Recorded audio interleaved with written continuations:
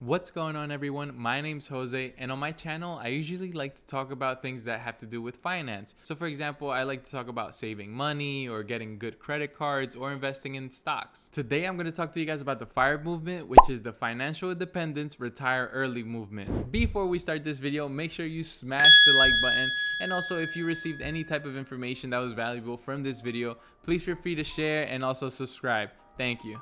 So the FIRE movement is exactly what I just said. Is basically financial independence and also retiring early. I'm going to be showing you guys some of the ways that you can start heading into this journey. This is a very aggressive approach if you really want to be financially independent and retire early. You have to save a lot of money and you definitely got to cut back on spending. There's a lot of people out there that still believe that they have to work all the way until 62 and a half or 65, whatever the retirement age is, in order to retire. And I'm here to tell you that that is a myth. You do not have to do that. You just have to be a little bit more aggressive, and you just have to cut back a lot on your spending and just save a ton of money. I know it sounds easier said than done, and believe me, like what I'm about to tell you, you're gonna see the savings amount and you're gonna be like, how am I supposed to save this amount of money? So now that we're in the topic of saving, I did a little research, and a lot of these articles are saying that you have to save at least 50 to 75% of your income, which is just like, whoa. Obviously, like I told you guys in the beginning, this is extremely difficult and it is a super aggressive approach to financial independence and also retiring early. So the main point of this movement is to keep your expenses as low as possible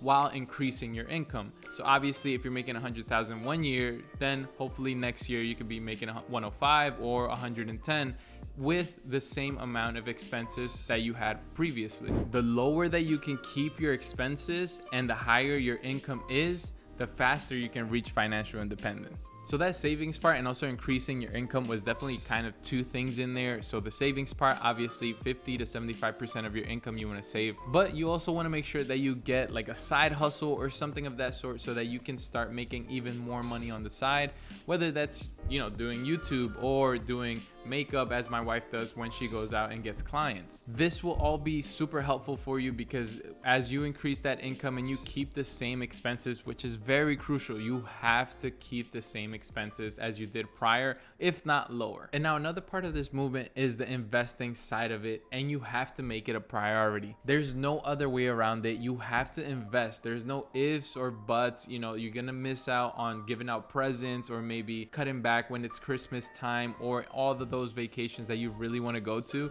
You're definitely gonna have to cut back on those because investing is your main priority, as well as saving all of that money. But don't worry, I know saving 50% of your income is not feasible for a lot of people. It's not feasible for me at this point.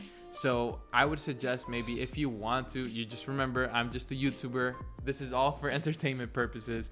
But if you want to start with like 15% of savings, just so that the change is not so drastic that you get demotivated, because what we want to do is just save money and then you see that increase in income and lowering your expenses while also investing some of that money as well. The key here is just to make sure that we're saving more and also investing more. This will be definitely a key point in order for us to get to FIRE movement. So if you like these requirements for the FIRE movement and you say, hey, you know what, Jose, yeah, I want to move on. I want to make sure that I try to save 50% of my income or 75% of that. So what's next? At this point, you definitely got to drill down all of your expenses, all of your debt. You want to make sure that all of your student loans are gone, all of the, other credit cards or cars or anything that you have that is outstanding, that is taking a lot of interest from you. You definitely want to make sure that you get rid of those things, just because it's going to make it a lot easier for you to save. Based on the research that I did, most of the people are saying you should get rid of all of that high interest credit card that you might have, all of that debt. Just get rid of it, because it's actually going to be costing you more money to, save on the side while also paying that credit card.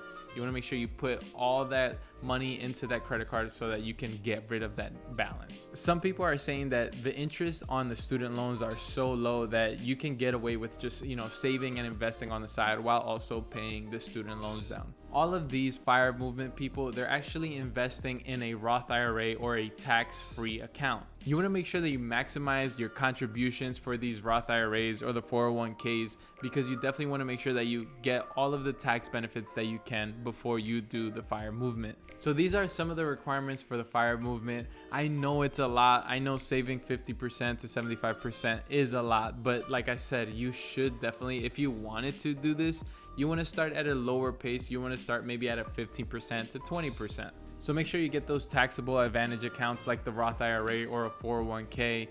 The Roth IRA, I have it with Vanguard, very great company. If you're interested in that, just make sure you check them out. I'll leave a description down below. There's also M1 Finance, Fidelity, which is another one that's on the come up. There's a lot of advantage accounts out there that you might want to check into if you definitely want to follow some of these movements. So that's it for today's video. Thank you guys so much for tuning in. And like I always say, we're here breaking the cycle, making sure that our future generations are wealthy and healthy. Thank you guys, and I'll catch you guys on the next one. Peace.